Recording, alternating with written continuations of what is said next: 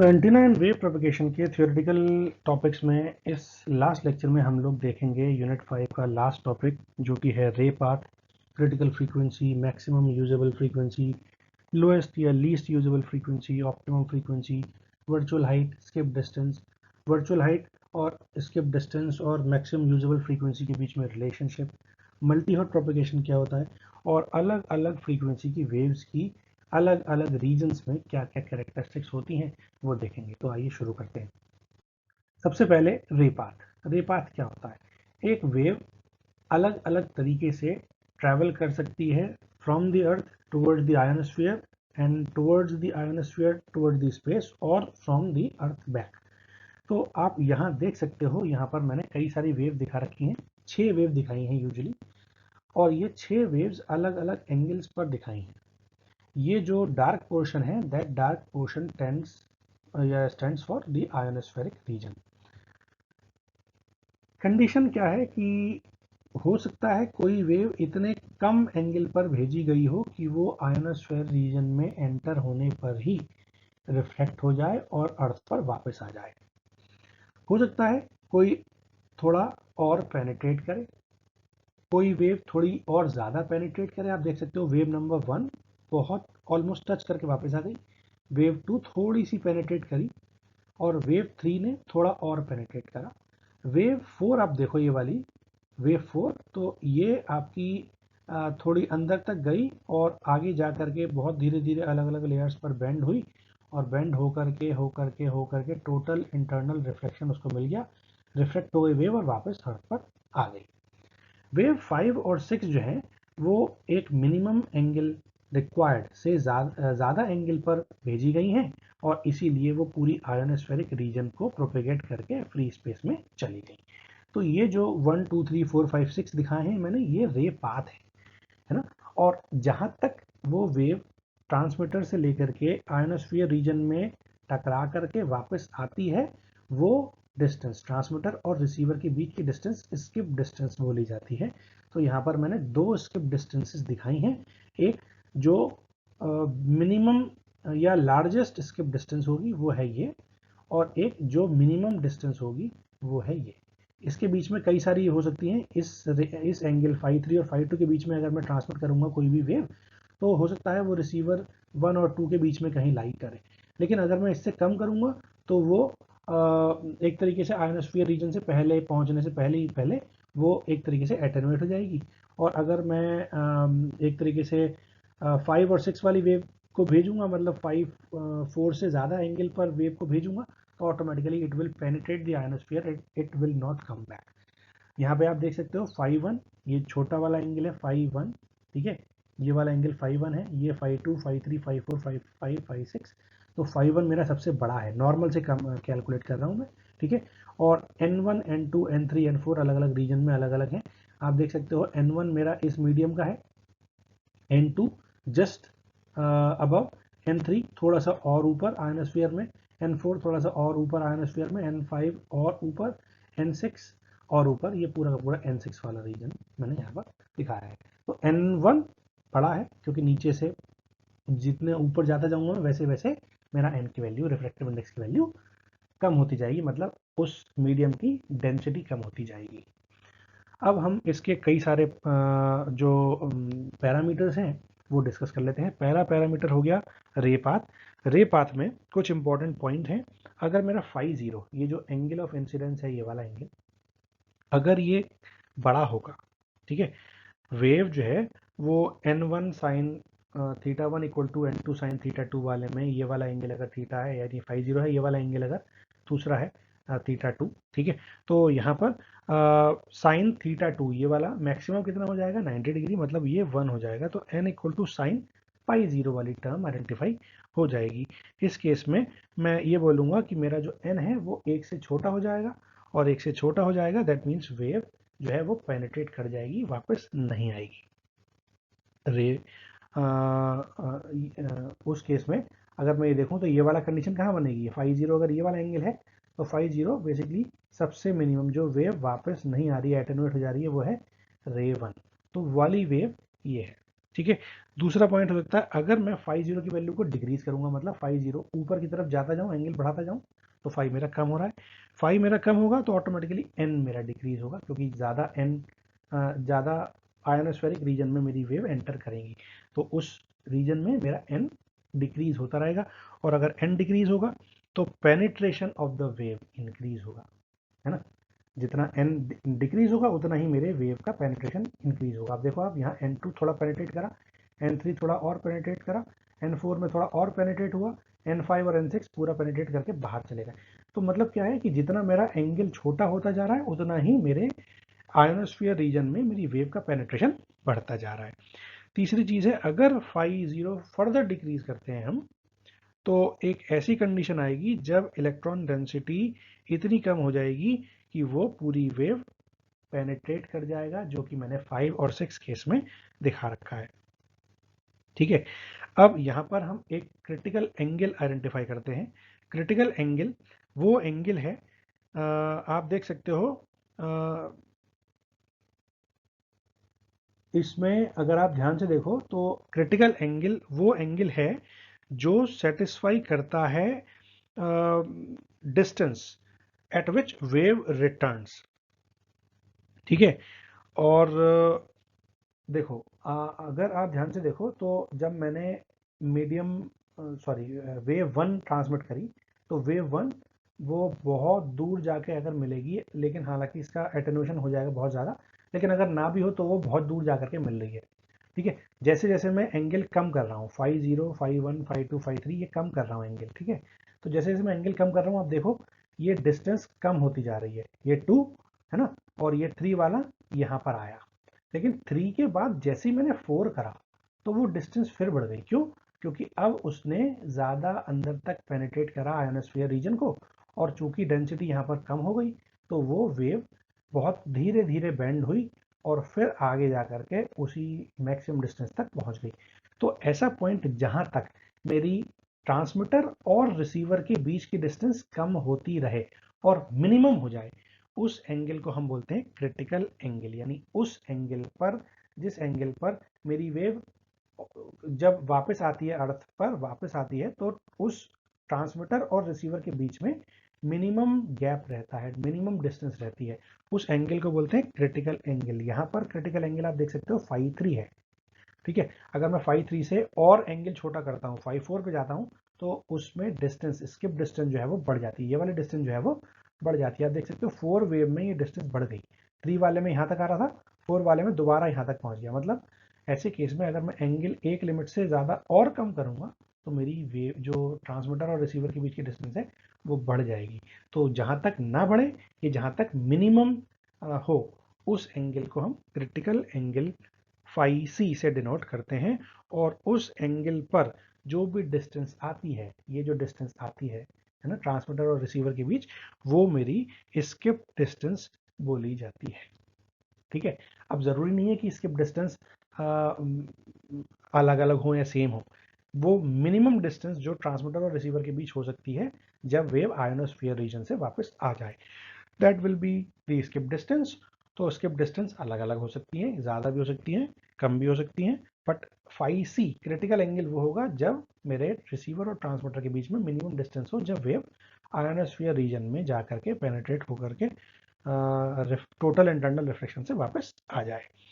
अगर मैं phi zero को और डिक्रीज करूंगा, फाई सी से और डिक्रीज करूंगा, तो ये पेनिट्रेट कर जाएगा और फ्री स्पेस में चला जाएगा ऊपर की तरफ। तो आप देखो, अगर मैंने फोर पे बढ़ने लगा, है ना, और अगर मैं उसके बाद और कम करूंगा, तो ऐसे केस में मेरी वेव पेनिट्रेट होकर के बाहर चली जाएगी। बात करते हैं क्रिटिकल फ्रीक्वेंसी की।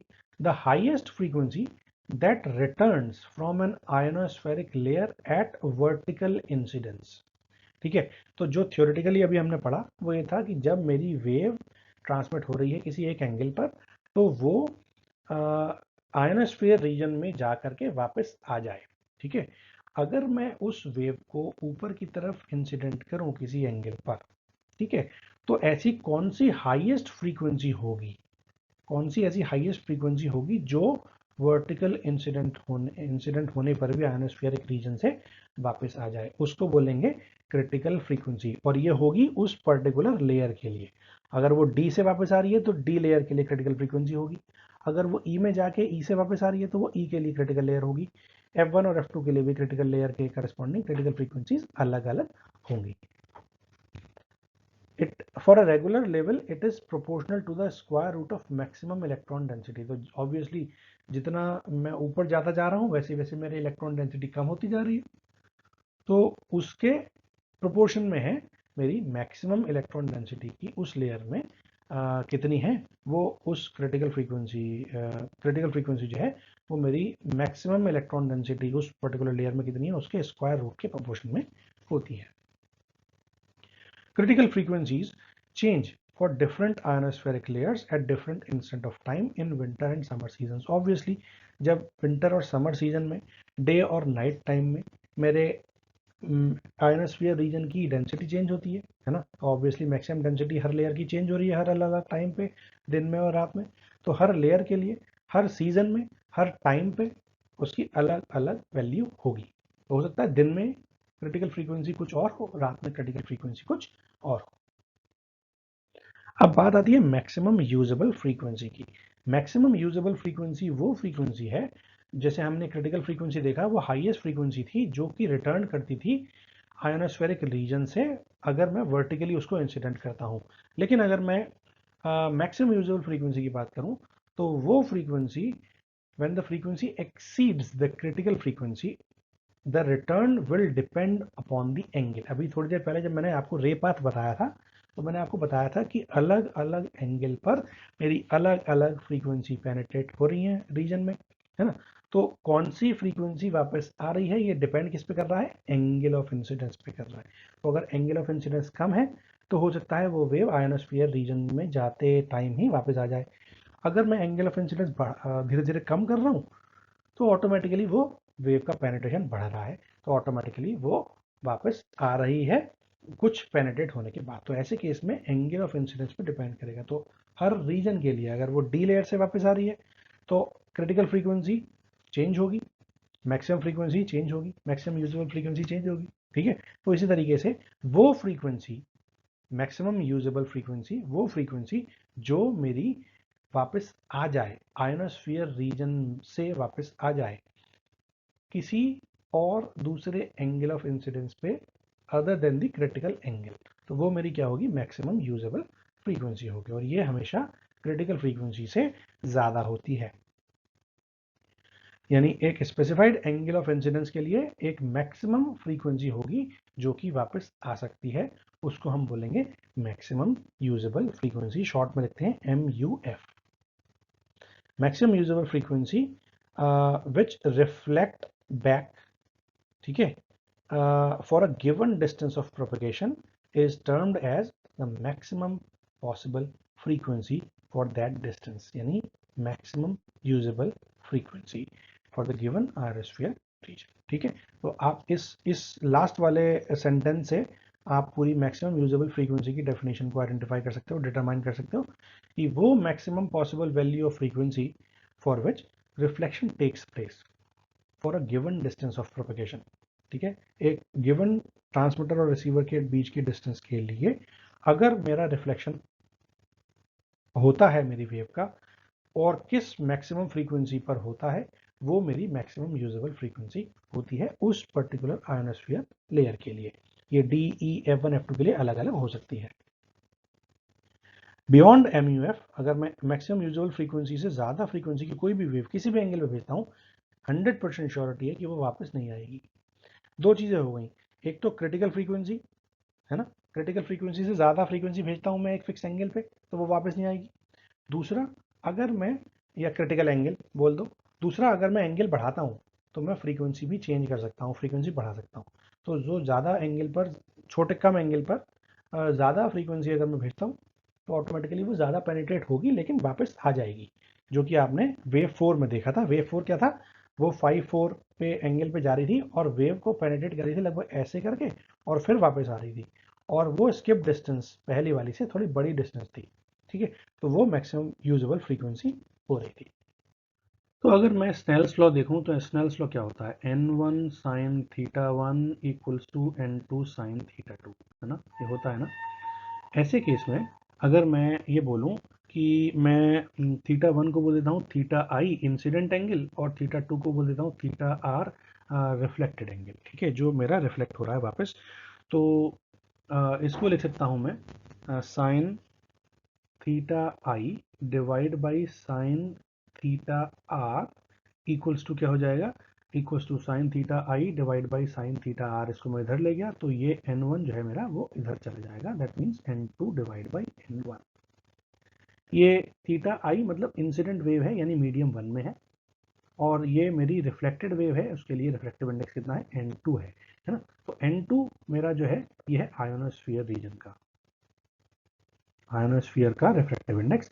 और ये जो n1 है मेरा, ये क्या है, ये मेरा फ्री स्पेस है, धरती से जो भी, अर्थ से जो भी फील्ड प्रोपेगेट हो रही है वो, है ना। तो इसको तो हम 1 लिख सकते हैं, बिकॉज फ्री स्पेस में हम क्या बोलते हैं, मेरा रिफ्रैक्टिव इंडेक्स कितना है, 1। तो मैं इसको थोड़ा सा और सिंप्लीफाई करके लिख सकता हूँ कि अगर मैं इसको लिख लिया n2 इक्वल्स टू क्या हो गया, sine theta i divide by sine theta r. यहाँ से मैं इसको इस्तेमाल करके ऐसे लिख सकता हूँ। अब यहाँ पर जो थीटा आई है ये तो मेरा इंसिडेंट एंगल है ना, लेकिन ये जो थीटा आर है ये मेरा क्या है, ये मेरा रिफ्लेक्टेड एंगल है। मैं मान के चल रहा हूँ कि मेरी वेव आयोनोस्फीयर में जा रही है तो वो कंप्लीट रिफ्लेक्ट हो रही है। दैट मीन्स वो मिनिमम कंडीशन जब वो वेव मेरी रिफ्लेक्ट होगी या आयोनोस्फीयर रीजन में प्रोपेगेट नहीं होगी, वो कंडीशन होगी जब मेरा थीटा आर कितना होगा, 90 डिग्री होगा। ठीक है, तो जब थीटा आर 90 डिग्री है तो साइन थीटा कितना हो जाएगा, 1 हो जाएगा। तो यहाँ पर मैं क्या लिख सकता हूँ, दैट n2 की जगह मैंने बोल दिया, इसको लिख लिया सिंपल n, ठीक है, क्योंकि आयोनोस्फीयर रीजन का जो भी आपका रिफ्रैक्टिव इंडेक्स है। और ये कितना आ जाएगा, this will become sine theta I, ठीक है, साइन थीटा आई, क्योंकि साइन थीटा आर यानी साइन 90, साइन 90 हो जाएगा 1। और n की वैल्यू मैं अभी ये जानता हूं कि ये होती है 1 minus 81 n divide by F M U F. यहाँ पर n की वैल्यू है n मैक्स, ठीक है। अब इस रिलेशन को मैं यहाँ पर अगर इस्तेमाल करूँ तो यहाँ पर n स्क्वायर की वैल्यू को आइडेंटिफाई कर सकता हूँ। n स्क्वायर की वैल्यू अगर मैं देखूँ तो ये कितना हो गया, ये हो जाएगा साइन स्क्वायर थीटा आई, है ना, साइन स्क्वायर थीटा आई। और यहाँ से मैं अंडर रूट हटा सकता हूँ, तो ये बचेगा 1 minus 81 n max. n max क्या है मेरा, n मैक्स है मैक्सिमम इलेक्ट्रॉन डेंसिटी इन दी, क्या बोल सकते हैं उसको, ये एफ स्क्वायर होता है 81 n divide by F square, N max मतलब electron density, maximum electron density in the ionosphere. तो यहाँ पर ये 81 n max divide by F M U F का स्क्वायर को अगर मैं एक में से सब्ट्रैक्ट कर देता हूँ तो मुझे साइन स्क्वायर थीटा आई मिल जाता है। और हम ये जानते हैं कि ये मैक्सिमम वैल्यू इसकी तब होगी जब 81 n मैक्स जो है वो इसके बराबर होगा, है ना, मतलब ये टोटल वैल्यू 0 होगी, ठीक है। और ये वैल्यू 0 होगी जब 1 माइनस 81 n मैक्स, ठीक है, divide by F M U F का स्क्वायर जो है वो 0 होगा। जब ये 0 होगा तो मतलब ये इसके बराबर हो जाएगा, इसे हटा दो, ठीक है।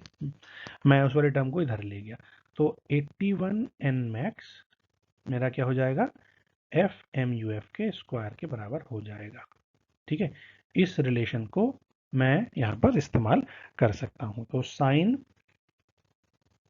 स्क्वायर थीटा आई, ठीक है, इसको लिख सकते हैं हम और उस पर्टिकुलर फ्रीक्वेंसी को क्या बोलते हैं, इसको एम यू एफ नहीं बोलते, इसको बोलते हैं क्रिटिकल फ्रीक्वेंसी, एफ सी, ठीक है, critical frequency, it's not F M U F. ये अगर बराबर होता है तो ये हम क्या बोलते हैं, इसको क्रिटिकल फ्रीक्वेंसी बोलते हैं। ये पर्टिकुलर फ्रीक्वेंसी अगर बराबर होती हैं ये दोनों चीज़ें, मतलब एन की वैल्यू मैक्सिमम, एन की वैल्यू 0 होती है अगर, ठीक है, तो ये मेरा क्रिटिकल फ्रीक्वेंसी बोली जाती है। तो ये एफ सी होगा रादर देन एफ, क्या कह सकते हैं इसको, एफ एम यू एफ ना होने की बजाय मैं इसको सही कर देता हूँ, एफ सी। तो sine square theta 81 N max की वैल्यू को मैं क्या लिख सकता हूँ, ये लिख सकता हूँ एफ सी स्क्वायर।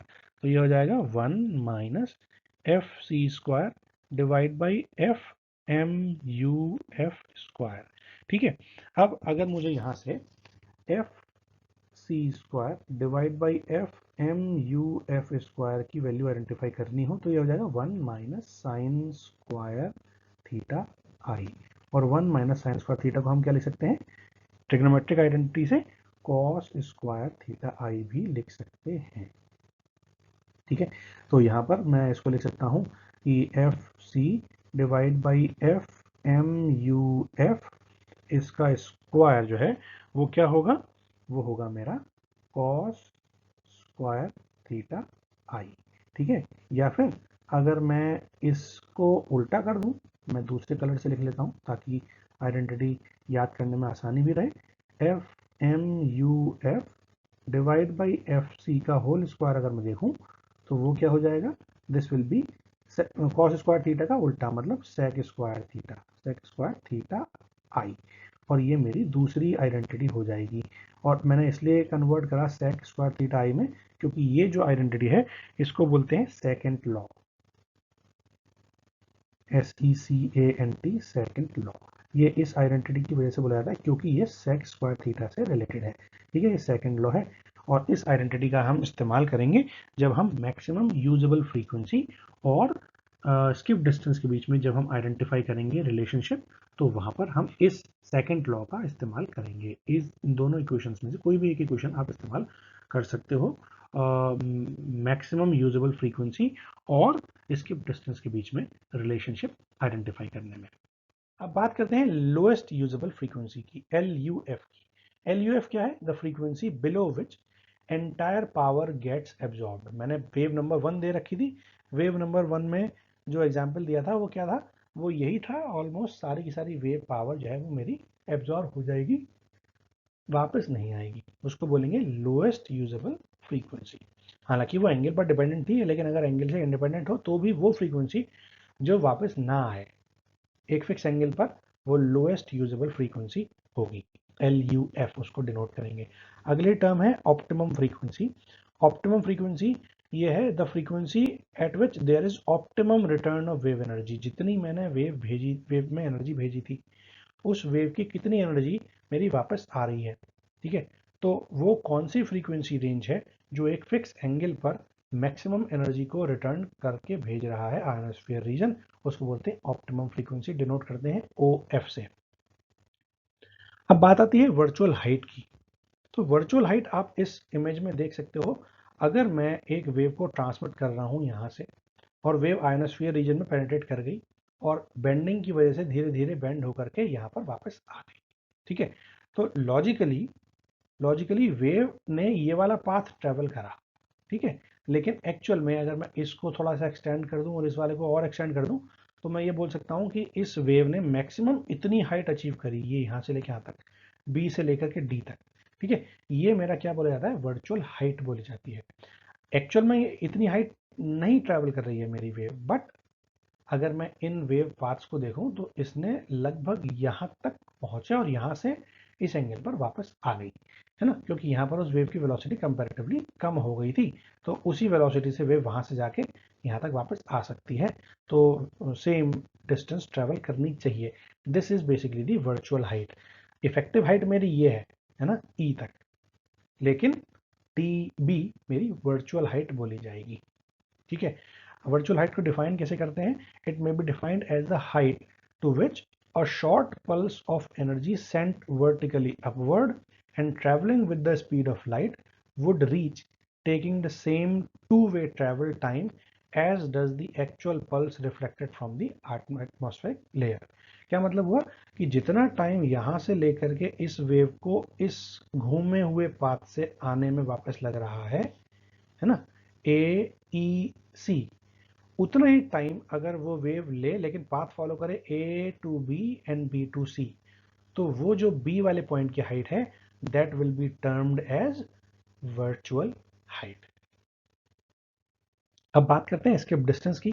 तो ऑलरेडी मैं स्किप डिस्टेंस आपको बता ही चुका हूं, है ना। डेफिनेशन देख लेते हैं। The minimum distance at which the wave returns to the ground at a critical angle is termed as skip distance. यानी वो क्रिटिकल एंगल, है ना, जिसके ऊपर वेव पेनिट्रेट कर जाए, या वो क्रिटिकल एंगल जब मेरे मिनिमम डिस्टेंस ट्रैवल करे ट्रांसमीटर और रिसीवर के बीच में जो wave after bending from the ionospheric region come back to the earth, ठीक है। तो वो क्रिटिकल एंगल मेरे उस क्रिटिकल एंगल पर जितनी मिनिमम डिस्टेंस ट्रैवल कर रही है wave to reach towards the receiver, वो मेरी क्या बोली जाती है, स्किप डिस्टेंस बोली जाती है।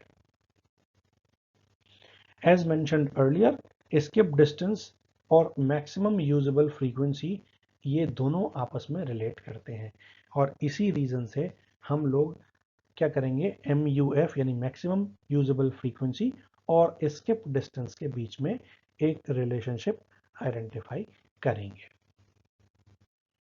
तो relationship between MUF and skip distance, maximum usable frequency और स्किप डिस्टेंस के बीच में अगर मुझे रिलेशनशिप आइडेंटिफाई करनी हो तो उसके लिए मैं इस इमेज का इस्तेमाल कर सकता हूँ। ये जो इमेज है मेरी, इस इमेज में मैं देखूंगा कि कौन कौन से एंगल्स हैं और उन एंगल की डिस्टेंस के साथ क्या रिलेशन है, और फिर उसके बाद मैं अपने critical frequency, maximum usable frequency और स्किप डिस्टेंस के को यूज़ करूँगा और के एक्सप्रेशंस को यूज़ करूँगा या उनकी डेफिनेशंस को यूज़ करूँगा और उन दोनों के बीच रिलेशनशिप आइडेंटिफाई करेंगे। तो शुरुआत करते हैं। अगर आप ध्यान से देखो तो मेरे पास ये जो वेव है A से B तक, और ये ट्रांसमीटर है A पर मेरा और C पर मेरा रिसीवर है, ये एज्यूम कर लेते हैं हम। और वो आयोनोस्फेरिक वेव से, आयोनोस्फेरिक लेयर से वो वेव मेरी कुछ बैंड होकर के आ रही है। तो यहाँ पर जो मैंने H एज्यूम करी है ये मेरा वर्चुअल हाइट है, जैसे हम ऑलरेडी देख चुके हैं।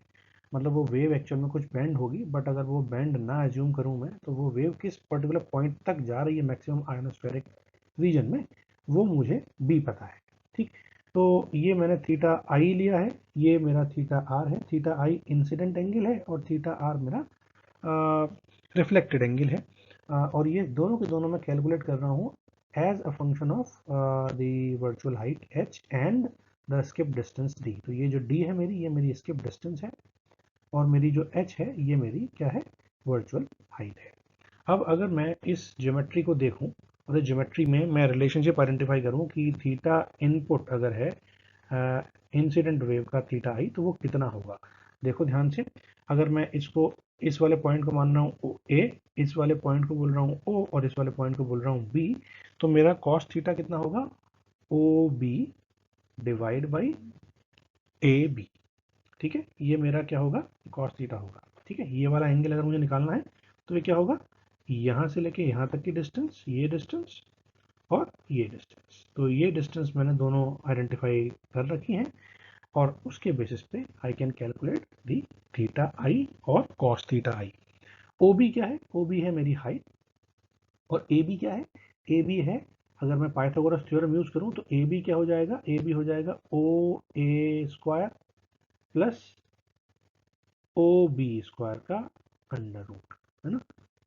तो ओ ए स्क्वायर कितना है, ओ ए स्क्वायर है मेरा डी बाई टू का स्क्वायर, डी बाई टू का स्क्वायर, प्लस दूसरा मेरा जो है ओ बी वो कितना है, एच स्क्वायर, और इन दोनों को जोड़ने के बाद अगर मैं उसका अंडर रूट निकाल लूँ तो ये मेरा क्या आ जाएगा, कॉस थीटा आई, ठीक है। आप इसको थोड़ा सा और सिंप्लीफाई कर सकते हो, ये हो जाएगा एच डिवाइड बाई, अगर मैं इसको लिख लूँ D square plus 4h square, LCM ले लिया मैंने, और ये 4 जो है मेरा अंडर रूट से बाहर आके 2 हो जाएगा, इसको अंडर रूट में लिख लेते हैं, और ये आ जाएगा 1/2, और ये 1/2 यहाँ जाएगा, मल्टीप्लाई हो जाएगा।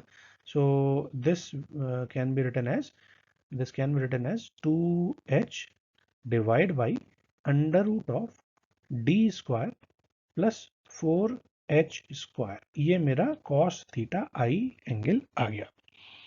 अब अगर मैं कॉस थीटा आई देखूं तो कॉस थीटा आई जो है मेरा, वो बेसिकली क्या है, उसको हम लिख सकते हैं, अगर मैं उसका स्क्वायर कर दूं, ठीक है, तो कॉस स्क्वायर थीटा आई, तो ये जो एंगल है बेसिकली उस कॉस का जो थीटा इनपुट है उसका जो कॉस एंगल है उसका स्क्वायर अगर मैं करता हूं तो ये आता है F C critical frequency square divide by F, that is maximum usable frequency, और उसका स्क्वायर, ठीक है।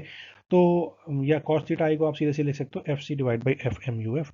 यहाँ पर मैंने स्क्वायर इसलिए करा है ताकि ये अंडर रूट हट जाए, है ना। तो F C divide by F M U F का होल स्क्वायर, और उसको हम लिख सकते हैं 2h का whole square, that means 4h square divide by, नीचे से मैं अंडर रूट हटा दूंगा तो ये D square plus 4h square, ये मेरा क्या आ गया, ये मेरा आ गया F C divide by M U F का होल स्क्वायर। ठीक है, अगर मैं F C divide by F M U F देखूं तो ये मैं लिख सकता हूं अंडर रूट ऑफ दिस। ठीक है, under root of this 4h square divide by D square plus 4h square. अगर मैं F M U F divide by F C देखूं, एफ एम यू एफ, क्योंकि नीचे यहाँ पर इस 4h स्क्वायर से डिवाइड कर दूंगा तो मेरे लिए थोड़ा सा आसान हो जाएगा एफ सी। तो ये कितना हो जाएगा, ये हो जाएगा D square plus 4h square divide by 4h square. ठीक है, और इसको हम थोड़ा सा और सिंप्लीफाई कर लेते हैं तो ये क्या हो जाएगा, this will be 1 plus under root तो है क्या, है ना, दिस विल बी 1 प्लस कितना, d बाई 2h का होल स्क्वायर। ठीक है, इसको लिख सकते हैं हम d बाई 2h का होल स्क्वायर और उसका अंडर रूट। तो ये मेरा F M U F divide by F C equals to कितना आ गया, d बाई 2h का होल स्क्वायर प्लस 1। अब यहाँ पे अगर मैं F F M U F divide by F C को देखता हूँ तो वो कितना आता है, वो आता है under root of 1 plus D upon 2h का होल स्क्वायर। तो अगर मुझे यहाँ से F M U F identify करना हो तो वो कितना हो जाएगा, this will be F C times under root of 1 plus D by 2h का होल स्क्वायर। तो ये मेरा एफ एम यू एफ के बीच में एक रिलेशनशिप आ गया जिसमें मैं क्रिटिकल फ्रीक्वेंसी और स्किप डिस्टेंस दोनों का ही इस्तेमाल कर रहा हूँ। ठीक है, अगर मैं डी आइडेंटिफाई करना चाहूँ तो उसी रिलेशन से, जैसे मैंने यहाँ पे आइडेंटिफाई करा था F M U F divide by F C, है ना, उन दोनों का स्क्वायर, तो मैं उसको क्या लिख रहा था, उसको लिख रहा था 4d square plus 4h square divide by कितना, 4h स्क्वायर। ठीक है, तो अगर मुझे यहाँ से d आइडेंटिफाई करनी हो, d आइडेंटिफाई करना हो, ये d आइडेंटिफाई करना हो, d को सेपरेट करना है, तो मैं क्या करूँगा, मैं बेसिकली d अपॉन इसको डिवाइड कर दो, इसको थोड़ा सा और सिंप्लीफाई करके लिख सकते हैं हम, this will be 1 plus d by 2h का होल स्क्वायर। ठीक है, लिख सकते हैं। अब यहाँ पे मुझे d बाई 2h का होल स्क्वायर सेपरेट कर लो और इसको अलग कर लो, तो d अपॉन 2h का होल स्क्वायर जो है वो क्या हो जाएगा, this will become F M U F divide by F C उसका होल स्क्वायर माइनस 1। ठीक है, अब मुझे क्या निकालना है, मुझे d निकालना है, तो ये 2h जो है वो उसकी उधर से मल्टीप्लाई कर दो, है ना। तो इस रिलेशन में मैं d स्क्वायर की वैल्यू को आइडेंटिफाई कर सकता हूँ F M U F divide by F C का होल स्क्वायर माइनस 1 और उसकी मल्टीप्लाई मैंने किससे कर दी, उसकी मल्टीप्लाई मैंने कर दी 4h स्क्वायर से। ठीक है, तो यहाँ पर लिख लो 4h स्क्वायर से, और अगर मुझे d निकालना है, इसकी डिस्टेंस निकालनी है, तो वो क्या हो जाएगा, इसका अंडर रूट हो जाएगा, इस पूरे का अंडर रूट। तो 4h स्क्वायर का अंडर रूट अगर मैं करूँगा तो 2h, है ना, इसको अंडर रूट से बाहर ले लेंगे और साथ में क्या बचेगा, ये पूरा का पूरा एक्सप्रेशन ऐसे ही। तो F M U F divide by F C का होल स्क्वायर माइनस 1। तो मेरे पास ये दो रिलेशन आ गए, इसके डिस्टेंस और मैक्सिमम यूजेबल फ्रीक्वेंसी के। एक एक्सप्रेशन है मेरे पास ये वाला, ये मैं इसके डिस्टेंस डी निकाल रहा हूँ, और ये मेरा अगर मुझे फ्रीक्वेंसी निकालनी है मैक्सिमम यूजेबल फ्रीक्वेंसी, अगर मुझे क्या कहते हैं, ये मेरी स्किप डिस्टेंस और हाइट और क्रिटिकल फ्रीक्वेंसी गिवन है तो मैं मैक्सिमम यूजेबल फ्रीक्वेंसी आइडेंटिफाई कर सकता हूँ। और अगर मेरे को हाइट और मैक्सिमम यूजेबल फ्रीक्वेंसी और क्रिटिकल फ्रीक्वेंसी गिवन है तो मैं इसके डिस्टेंस आइडेंटिफाई कर सकता हूँ। तो ये दोनों के दोनों एक्सप्रेशंस मैं इस्तेमाल कर सकता हूँ अपने मैक्सिमम यूजेबल फ्रीक्वेंसी या फिर इसके डिस्टेंस को आइडेंटिफाई करने के लिए। अब आता है हमारा नेक्स्ट टॉपिक और वो है multi hop propagation. Hop basically उनको बोलते हैं जहां हम ये देखते हैं कि अगर कोई वेव अर्थ पर वापस आए और फिर वो दोबारा उसको ट्रांसमिट करें, हम दोबारा आयोनोस्फीयर रीजन में जाए। तो यहाँ देख सकते हो आप, यहाँ से अगर मैं ट्रांसमिट कर रहा हूँ वेव, तो ये केवल एक ही पाथ फॉलो कर रही है अर्थ पर आने का, एक ये। अगर मैं थोड़ी सी और दूसरे एंगल पे भेजता हूँ तो ये थोड़ी सी और पेनिट्रेट करेगी आयोनोस्फेरिक रीजन में, और अगर मैं थोड़ा सा और कम एंगल पे भेजता हूँ तो ये थोड़ा और ज़्यादा पेनिट्रेट करेगी, but it will come back to the receiver.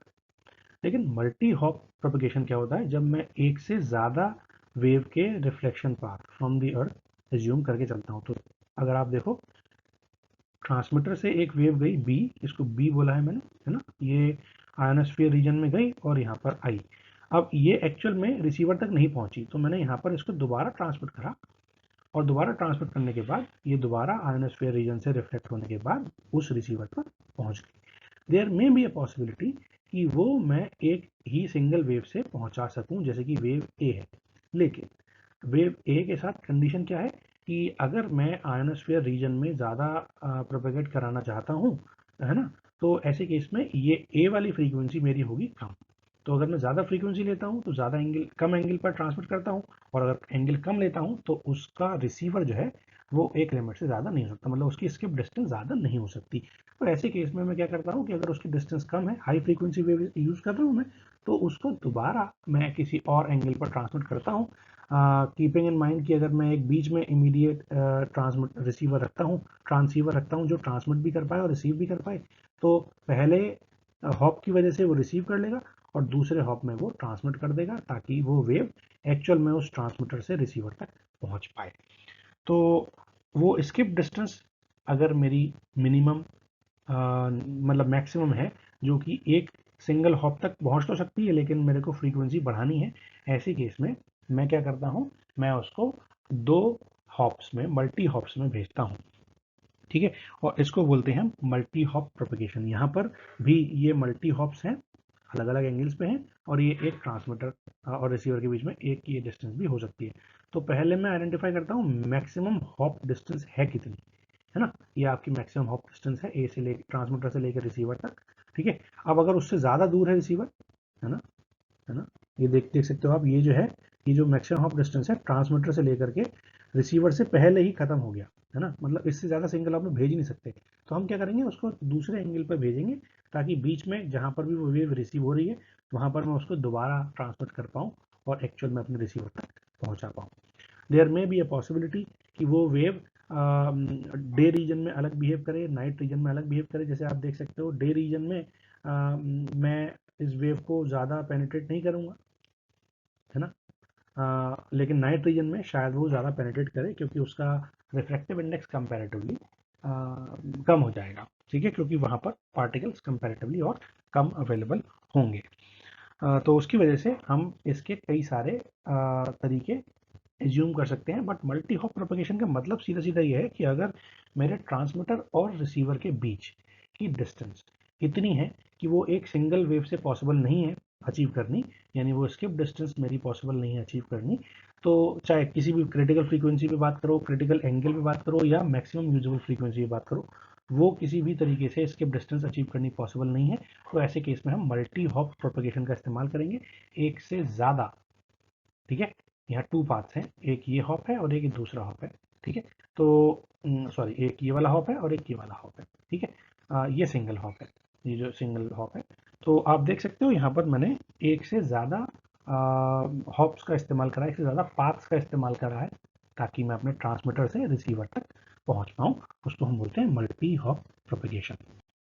एक और स्पेशल केस है जहाँ पर हम इसका और इस्तेमाल कर सकते हैं मल्टी हॉप प्रोपेगेशन का, वो ये कि अगर अर्थ की कर्वेचर, आप देखो इस वाले एग्जांपल में ध्यान से, अर्थ की कर्वेचर की वजह से ऐसा हो कि वो वेव, कोई भी पॉसिबल तरीका नहीं है कि वो एक सिंगल हॉप से रिसीवर तक आ पाए।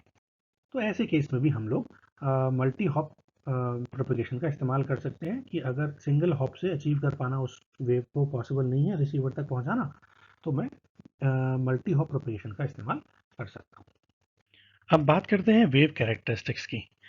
तो अलग अलग फ्रीक्वेंसी की वेव्स जो हैं वो अलग तरीके से की कैरेक्टरिस्टिक्स मुझे यहाँ पर शो करेगी अलग अलग रीजन्स में। तो वन बाय वन हम इनको देखते हैं। सबसे पहली फ्रीक्वेंसी रेंज है VLF, wave propagation, very low frequency. और इसमें कई सारी फ्रीक्वेंसी रेंज हैं। तो मैं बात करता हूँ इनको थोड़ा अलग अलग रेंज में क्लासीफाई करके। सबसे पहली रेंज है 3 किलोहर्ट्ज़ से लेकर के 30 किलोहर्ट्ज़ तक की।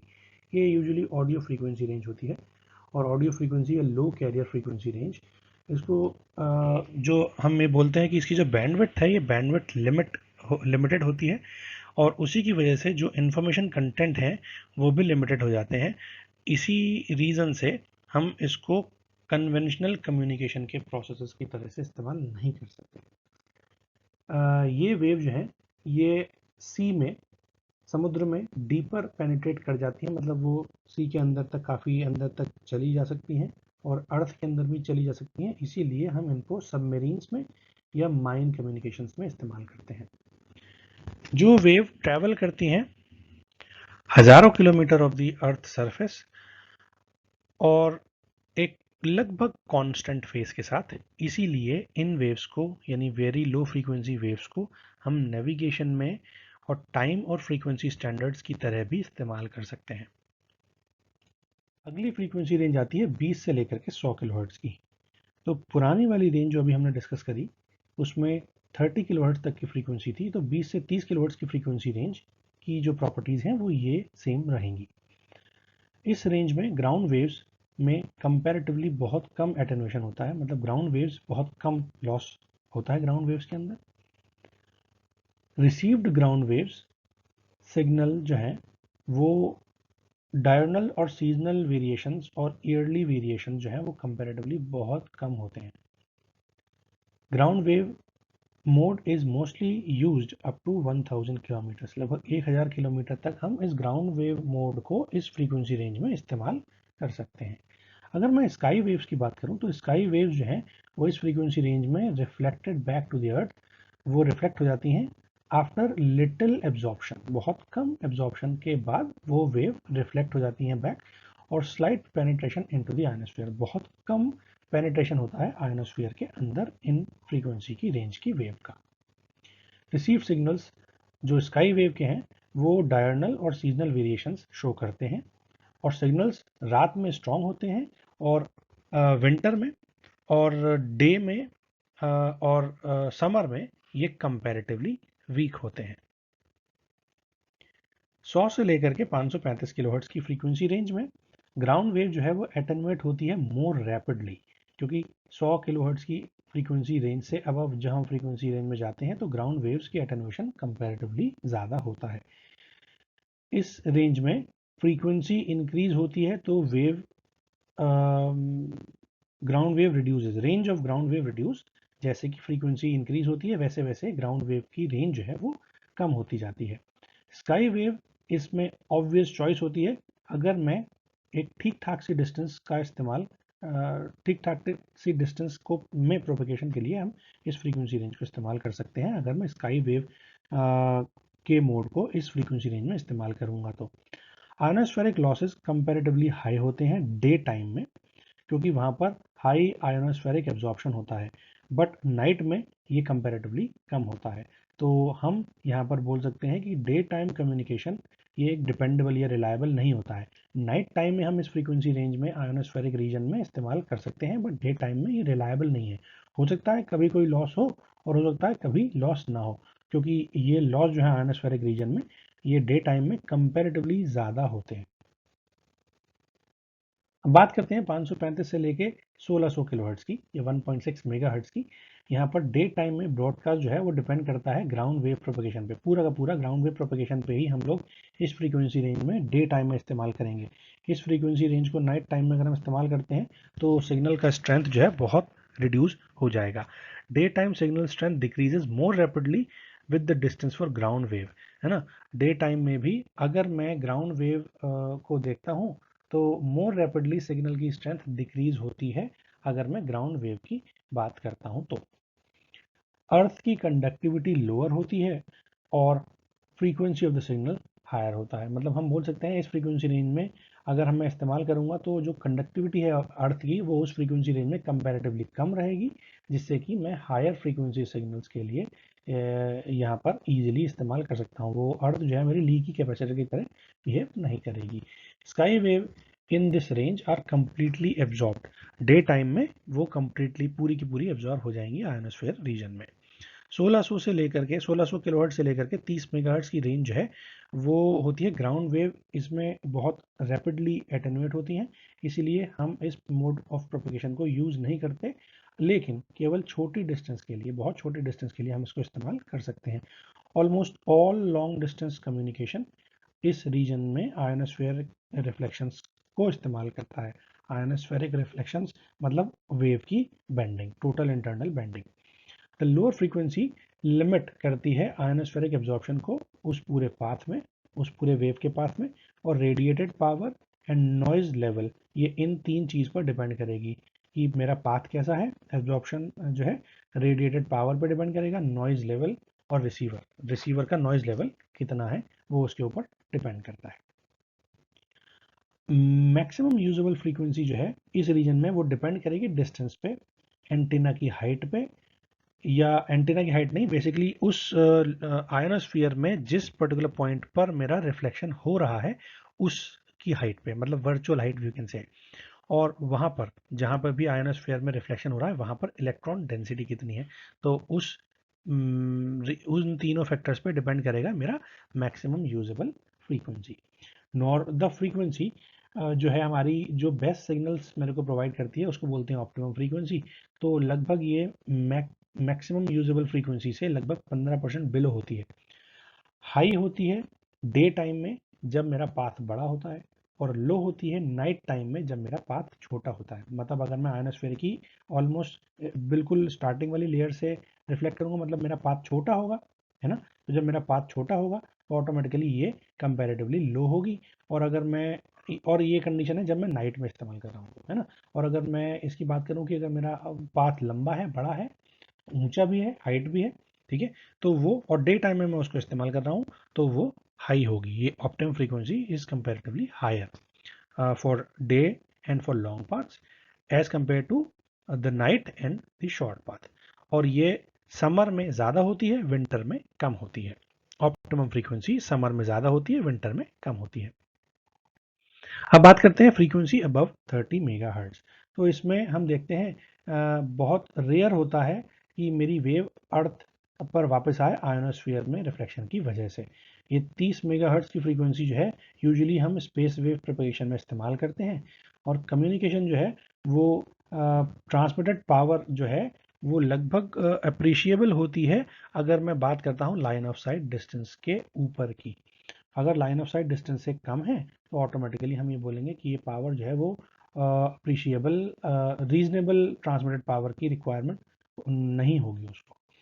Heights of transmitting and receiving antennas determine the distance, क्योंकि एक ट्रांसमिटिंग एंटेना है, एक रिसीविंग एंटेना है। अगर उन दोनों की लाइन ऑफ साइट की डिस्टेंस और उन दोनों के बीच की डिस्टेंस की वजह से ही मैं बेसिकली क्या आइडेंटिफाई कर सकता हूँ, उन दोनों के लाइन ऑफ साइट डिस्टेंस। और लाइन ऑफ साइट डिस्टेंस पर ही ये मेनली डिपेंड करता है, इसीलिए हम इस टाइप की फ्रीक्वेंसी को इस्तेमाल करेंगे। तो हाइट ट्रांसमिटिंग और रिसीविंग एंटेना की और उन दोनों के बीच की डिस्टेंस ही बेसिकली मुझे क्या बताएगी कि मेरी कितनी डिस्टेंस तक इस फ्रीक्वेंसी से मैं अपनी वेव को ट्रांसमिट कर सकता हूँ। अगर मैं वेरी हाई फ्रीक्वेंसी, जिनको मेट्रिक वेव भी बोलते हैं, अगर उनकी बात करूँ तो इसमें सारे टाइप के मोड पॉसिबल हैं।